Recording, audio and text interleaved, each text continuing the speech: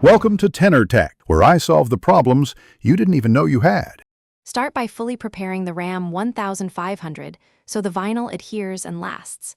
Clean every surface with isopropyl alcohol and a grease remover until no residue remains. Remove bumpers, trim, mirrors, and door handles to expose wrap edges and improve fit and avoid creases.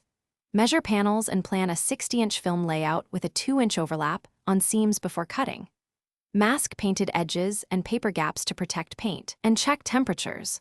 Work in 60 degrees F to 80 degrees F and keep the vehicle out of direct sunlight during application. Align each large panel carefully and begin at the top edge of the door or hood.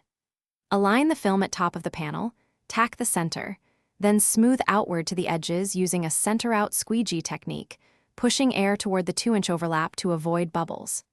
Preheat the film edges with a heat gun to about 250 degrees F briefly before conforming to tight curves and wheel arches. Trim excess with a sharp knife and leave the 2-inch overlap for seam joining and final finishing.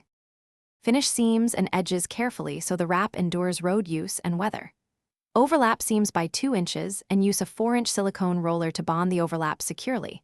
Apply consistent pressure along seams and heat to set adhesive. Trim inner edges, tuck film behind trim, and reinstall bumpers, mirrors, and handles only after 48 hours to ensure adhesive sets properly. For aftercare, avoid high-pressure washing for 2 weeks. Use pH-neutral soap for hand washing, and inspect.